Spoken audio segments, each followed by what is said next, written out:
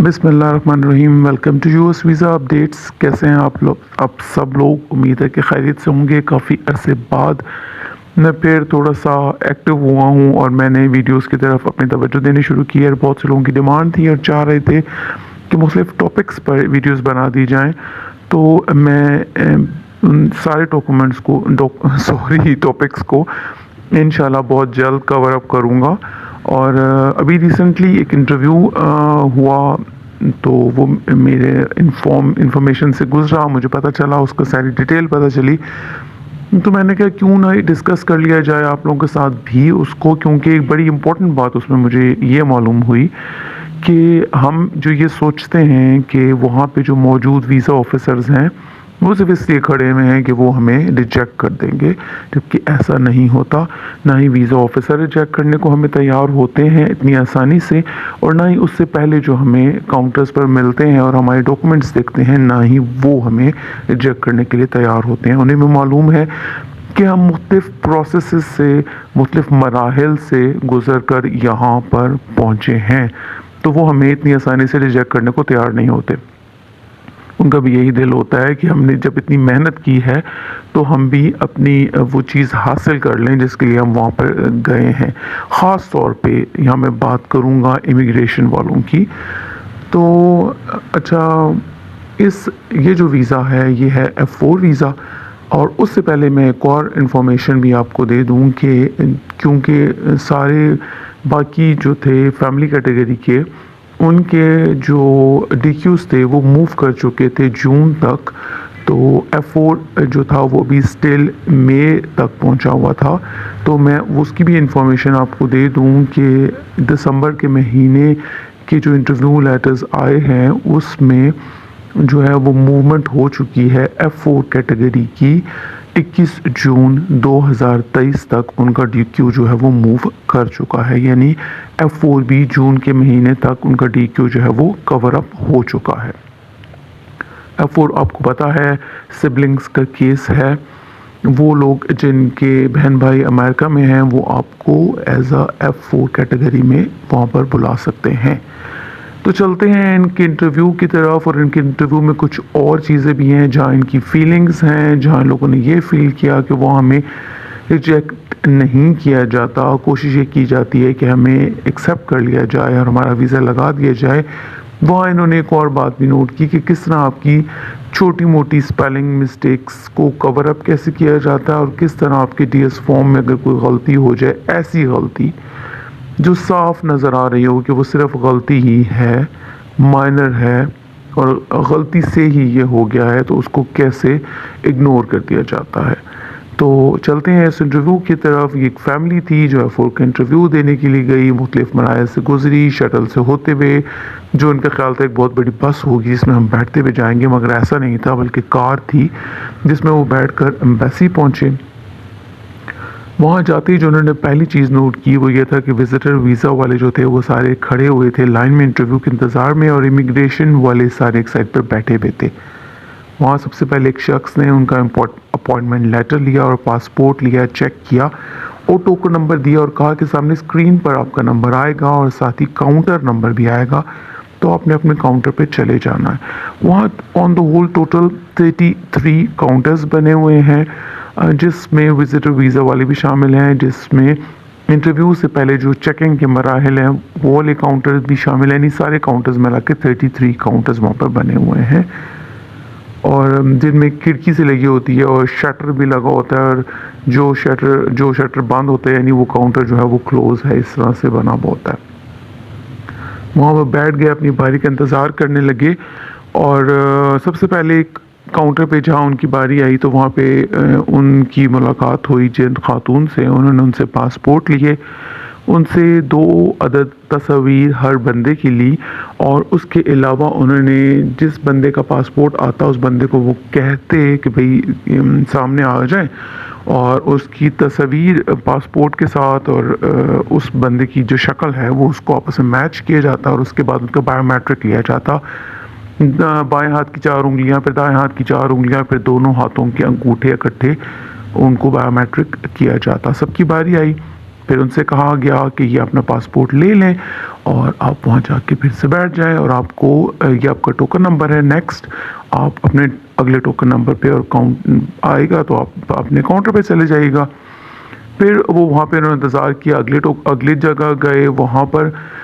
बैठे तो वहीं थे, मतलब जिस काउंटर पे उनको बुलाया गया नेक्स्ट में वहाँ पे वो गए। वहाँ पे उन्होंने ये भी देखा कि खिड़की पे वो जो शीशे का खिड़की है और उसके नीचे से एक छोटी सी जगह बनी है जहाँ से वो उनको चीज़ें पास करते हैं, और वहाँ पे उधर ना एक पेज लगा हुआ था जो पहले वाली उसमें भी था लगा हुआ, जहाँ पे ये लिखा हुआ था कि आपने क्या क्या चीज़ें हमें प्रोवाइड करनी है। उसमें यह था कि जो पासपोर्ट पिक्चर लगा के दिए गए हैं अभी आपको ये वाले दे दें, पासपोर्ट तो सर्टनली वही हैं, अपॉइंटमेंट लेटर दे दें, सबका बर्थ सर्टिफिकेट दे दें, पटिशनर का भी बर्थ सर्टिफिकेट दे दें, अपनी फैमिली का एफआरसी दे दें, पटिशनर का एफआरसी दे दें और अपना निकाहनामा दे दें, English Urdu translated notary public stamp शुदा जो होता है और नादरा वाला, वो सारे जो हैं वो आप चीज़ें हमें मुहैया कर दें। अच्छा, अब जब उन्होंने वो सारी चीज़ें ले ली तो एक एक करके उन्होंने उनको देखना शुरू किया। जब उन्होंने देखना शुरू किया तो यहाँ ये इनका कहना है कि थोड़ी देर में इनकी ये हालत थी कि जैसे इनके हाथों के तोते उड़ चुके थे। इवन उनकी बेटी जो थी वो पीछे खड़ी में उनको कहने लगी कि मामा मैं आपको टिशू दे दूँ, कहने लगी क्यों, तो वो कहने लगी अम्मा आपको पसीना आ रहा है। तो हालत कुछ ऐसी हो गई थी। वजह क्या थी? वजह ये थी कि जब उन्होंने डॉक्यूमेंट्स आपस में मैच करना शुरू किए और देखना शुरू किया तो उन्होंने कहा कि पिटिशनर की बर्थ सर्टिफिकेट में जो मदर नेम है और आपके बर्थ सर्टिफिकेट में जो मदर नेम है उसमें एक लफ्ज़ की स्पेलिंग से, मतलब एक अल्फ़ाबेट की वजह से जो स्पेलिंग है वो साउंड में फ़र्क दे रही है, उसका दोनों का नाम का साउंड फ़र्क कर रही है, तो ये प्रॉब्लम आपके लिए बन सकता है। और इवन फादर नेम में भी आई और ई का फ़र्क जो है वो नाम को चेंज कर रहा है। जैसे फॉर एग्जांपल हम यहाँ पे ये बात कर लेते हैं, जैसे किसी का नाम साजिद है और उसको सज्जाद बना दिया जा सकता है एज एन एग्ज़ाम्पल, ठीक है। तो ये आपके लिए प्रॉब्लम बन जाएगा। तो वो तो बड़े परेशान हुए कि अब क्या होगा, ये अब क्या हो सकता है, क्योंकि हम लोग जब अपना बर्थ सर्टिफिकेट बनवाते हैं और ख़ास तौर पे इंग्लिश में जब हम उसको ट्रांसलेट करवाते हैं तो हम लोग ध्यान नहीं रखते कि हर जगह पे हमारी स्पेलिंग्स क्या चल रही हैं। इस चीज़ का बड़ा ध्यान रखना पड़ता है कि अगर एक जगह हमारी स्पेलिंग जो ये हैं तो अगली जगह भी हमारी स्पेलिंग्स वही हों, उससे अगली जगह भी हमारी स्पेलिंग्स वही हों। इसलिए आप भी इस बात का ध्यान रखिए, और आप अगर अपने इंटरव्यू के लिए जा रहे हैं और आपने अपना बर्थ सर्टिफिकेट इंग्लिश ट्रांसलेट करवाया है नादरा से कहीं से, तो अपनी स्पेलिंग्स काइंडली चेक कर लीजिएगा, अपने पेरेंट्स की स्पेलिंग सब काइंडली चेक कर लीजिएगा कि वो वही हैं जो आपके पासपोर्ट में है, जो आपके बर्थ सर्टिफिकेट में है, जो आपके एफआरसी में है, और आपके अम्मी अबू की भी, और पटिशनर के पास जो बर्थ सर्टिफिकेट है और जो पटिशनर का एफआरसी है वहाँ पे भी अम्मी अबू की नाम की जो स्पेलिंग है वो सब एक ही थ्रू आउट चल रही हैं या नहीं। अगर कोई फ़र्क है तो वो आप करेक्शन करवा सकते हैं इन टाइम। अच्छा, यहाँ पे अब मैं आपको ये भी बता दूं कि उन्होंने कहा कि हम तो बड़े परेशान हो गए कि जैसे तो अब तो हमारा मामला ही ठप हो गया, मगर जहाँ खुदा की मदद होती है, बहरहाल हर हाल में खुदा की मदद होती है। तो उसके अलावा उन्होंने ये खुद से बोला कि आप मतलब ये तो नहीं कहा कि आप परेशान ना हो, उन्होंने कहा कि आपकी बर्थ सर्टिफिकेट रहने दें, आप यहाँ पे सिर्फ एफआरसी ले लें, क्योंकि एफआरसी में ऐसा इशू नहीं है, सिर्फ आपके बर्थ सर्टिफिकेट में ये इशू आ रहा है। तो एफआरसी में बिल्कुल स्पेलिंग्स ठीक हैं सारी, तो वो आप रहने दें। और उन्होंने कहा ठीक है, उन्होंने वो बर्थ सर्टिफिकेट हटा दिया और उन्होंने एक फ़ाइल दी या ट्रांसपेरेंट फ़ाइल, उसमें उन्होंने उनके बाकी सारी चीज़ें रख ली सिवाय इनके बर्थ सर्टिफिकेट के, सॉरी पटिशनर के बर्थ सर्टिफिकेट के, बाकी इन्होंने सारी चीज़ें वो रख ली। अब सारी का वो फाइल लेके फिर से बारी का इंतज़ार करने लगी। अब जो बारी थी इनकी वीज़ा ऑफिसर के पास इंटरव्यू की बारी थी, मगर नेचुरली ये बहुत टेंस हो चुके थे और जहाँ वो बैठे थे और ऊपर से सबसे पहले काउंटर में जो वीज़ा ऑफिसर था वो बहुत ज़्यादा ही क्वेश्चंस कर रहा था, ये चीज़ें इन्होंने और टेंस करी थी, मगर इन्होंने अकल से काम लिया ख़ुद को रिलैक्स किया, टोटली इग्नोर किया हर तरफ से, दुरूद शरीफ पढ़ना शुरू किया और ख़ुद को टोटली रिलैक्स करना शुरू किया। ये बहुत बहुत अच्छा मैं समझता हूँ कि उन्होंने स्टेप उठाया कि ख़ुद को रिलैक्स करने की कोशिश की। ठीक है, उसके बाद इनकी काउंटर पे बारी आई, ये गए तो वहाँ पे जो वीज़ा ऑफिसर था, इन्होंने उनको सलाम किया, उन्होंने भी वालेकुम अस्सलाम किया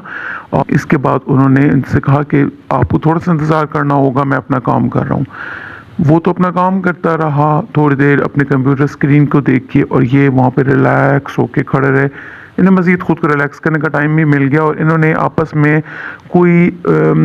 फजूल कन्वर्सेशन नहीं की, कोई ये नहीं कहा कि क्या कर रहा है, ये क्या देखना चाह रहा है, कि ये वो कोई बात नहीं की। खामोशी से इंतज़ार किया उसका, बड़ी रिलैक्स होके, क्योंकि ये चीज़ें भी मैटर कर रही होती हैं और वीज़ा ऑफिसर इन बातों को भी नोट कर रहा होता है कि ये क्या अपने आप को, इनकी बॉडी लैंग्वेज, बेसिकली जो हम कहेंगे बॉडी लैंग्वेजेस क्या हैं, वो ये बड़ी फ़र्क डालती हैं। फिर वो सही इनकी तरफ मुड़ा और उसने कहा कि पहले तो उसने अपोलोजाइज़ किया कि मैंने आपका टाइम वेस्ट किया। फिर इसके बाद उन्होंने पूछा कि ट्रांसलेटर लेंगे, उन्होंने कहा हाँ जी हम ट्रांसलेटर लेंगे। अब यहाँ पे जो अगली बात मैं बताऊँगा वो ये है कि पहले तो उन्होंने पासपोर्ट लिया, जो प्रिंसिपल एप्लीकेंट था उसका पासपोर्ट सामने रखा और बाकी सारों का पासपोर्ट उसने खोल के साइड पे खड़ा करके अपने सामने रखा। और फिर उसने जब स्क्रीन पे उनका DS-260 खोला तो उसने देखा कि यहाँ पे तो उनका नाम का जो नाम में जो पहला लफ्ज़ है ना इनके बर्थ सर्टिफिकेट पे है ना इनके पासपोर्ट पे है।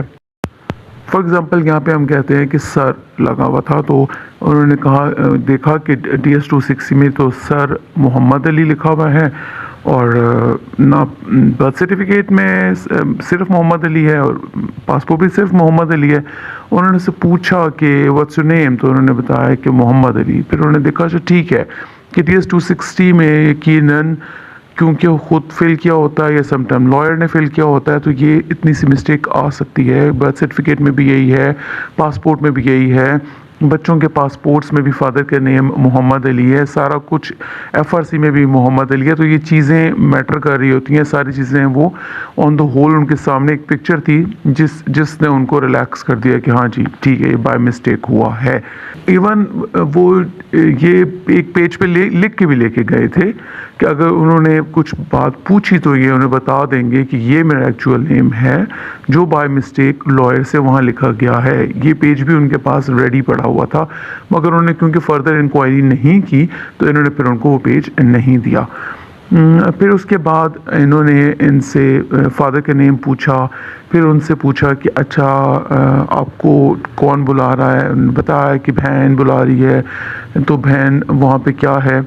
कहाँ रहती है, क्या करती है, उन्होंने बताया कि भी कहाँ रहती है और उन्होंने ये बताया कि बहन तो हॉस्पिटल में होती है। अच्छा हॉस्पिटल में क्या है, तो इधर वो नर्स है, जो वीज़ा ऑफिसर था वो बड़ा हुआ कि I am also male nurse over there. उन्होंने अपने ट्रांसलेटर से कहा कि इनसे पूछें कि वो नर्स है, उस लिहाज से उन्हें खुशी हो रही थी। मतलब ये कि थोड़ी बहुत इंटरेक्शन चलती है, थोड़ी बहुत बातचीत चलती है और आप भी मुख्तलिफ मराहल से गुज़रते हैं और ख़ुद को रिलैक्स फील करते हैं। अच्छा उसके बाद उन्होंने उनसे पूछा कि उनके फैमिली मेम्बर्स कितने हैं और उसके अलावा इनसे पूछा कि आप जो हैं वो कभी बाहर गए हैं, कौन कौन से ममालिक में गए हैं, और इसके अलावा इनसे ये पूछा गया कि आप करते क्या हैं, आपके यही बच्चे हैं, इसके अलावा भी कोई बच्चे हैं, और आप की पहली शादी है, कज़न मैरिज है, और इसके अलावा उनसे ये पूछा गया कि वो जो हैं आपने कहा है, वो थोड़ा सा रुके और वो परेशान होकर स्क्रीन देखने लगे। उनसे कहने लगे आपने कहा कि उनके फैमिली मेम्बर्स जो हैं वो 5 हैं, मगर यहाँ पे हमें ये शो हो रहा है कि वो 5 नहीं है, जबकि वो जो हैं वो 11 हैं। तो इन्होंने कहा कि नहीं भाई वो 5 हैं। तो फिर उन्हें हुआ कि अच्छा इससे पहले भी F4 कैटेगरी में इनके पहले एक ब्रदर जो हैं वो जा चुके हैं और उनके जो वो अपनी फैमिली के साथ जो गए हैं वो 6 फैमिली मेम्बर्स थे, तो वहाँ जाके उनको मिला के वो 11 हो चुके हैं। इसके बाद उन्होंने इनसे इनका I-864 डॉक्यूमेंट लिया पिटिशनर का और काफ़ी देर वो उसके साथ उसको सर्च करते रहे कंप्यूटर स्क्रीन पे, साथ साथ उनसे एक आध कुछ सवाल भी पूछ लेते कि आपके पिटिशनर कब पाकिस्तान आया लास्ट टाइम, आपकी कब उससे मुलाकात हुई, और इस तरह के कुछ ना कुछ सवाल भी पूछते रहे, मगर काफ़ी देर वो 864 में लगे रहे। फिर इनकी तरफ टर्न किया और कहा कि अपोलोजाइज़ किया कि मैंने आपको बहुत टाइम लिया, और सुबह उन्होंने कहा कि योर वीज़ा इज़ अप्रूव्ड, और उन्होंने इनको कंग्रेचुलेट किया, और उसके बाद इन्होंने इनसे कहा कि आप काइंडली अगर 15 मिनट्स यहाँ वेट करें तो हम आपके कुछ डॉक्यूमेंट स्कैन करना चाहते हैं क्योंकि वो यहाँ पर मौजूद नहीं हैं। तो इन्होंने कहा ठीक है, हमें तो कोई इतराज़ नहीं। और इसके अलावा इनको यहाँ पर उन्होंने कहा कि पिकअप लोकेशन आप अपनी यहाँ पे सेलेक्ट कर लें, आपने जानी है और पिकअप लोकेशन सेलेक्ट करना है, और अगर आप कहेंगे तो पिकअप लोकेशन वाली एक वीडियो जो है वो भी मैं आपके लिए बना दूंगा।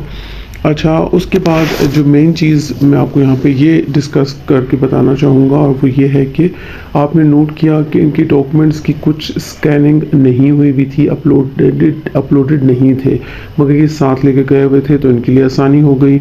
और इनके लिए प्रॉब्लम नहीं बनी। इसके अलावा ये कि इनकी जिस तरह मैंने आपको पहले बताई कि कुछ स्पेलिंग्स की एरर ये सब कुछ आए, वो भी इनके लिए प्रॉब्लम नहीं बने। यानी वीज़ा ऑफिसर्स कभी भी ये नहीं चाहते कि आपको बिला वजह बगैर किसी इलॉजिकल वे मीनिंग्स की वजह से आपको रिजेक्ट कर दिया जाए। आप अपनी तरफ से सारी डॉक्यूमेंट्स लेके जाएं, क्योंकि जब आप वहाँ जाएंगे तो आप ये फील करेंगे कि ओहो हम तो इतना कुछ ले आए, इतना तो इन्होंने हमसे मांगा ही नहीं, मगर कुछ नहीं पता चलता कि कब आपसे क्या ले लिया जाए। ठीक है, जैसे अगर वो ये कहें कि आपकी उनसे कब कब बात होती है, तो आपके पास कुछ सबूत है इस बात का, तो आपके पास स्क्रीनशॉट होना चाहिए व्हाट्सएप मैसेजेस का, व्हाट्सएप वीडियो कॉल का, जो आप उनको बता सकते हैं। अपनी आसानी यही है कि अपनी तरफ से आप पूरा इंतज़ाम करें, आगे फिर अल्लाह के हवाले ही हमने सब कुछ करना होता है, और आपकी किस्मत नसीब भी होती है। तो काफ़ी डिटेल वीडियो बन चुकी है, उम्मीद है कि आप लोगों को बहुत कुछ क्लियर हो गया होगा। अपने और अपने घर वालों का ख्याल रखिएगा, इजाज़त दीजिए, खुदा हाफिज़।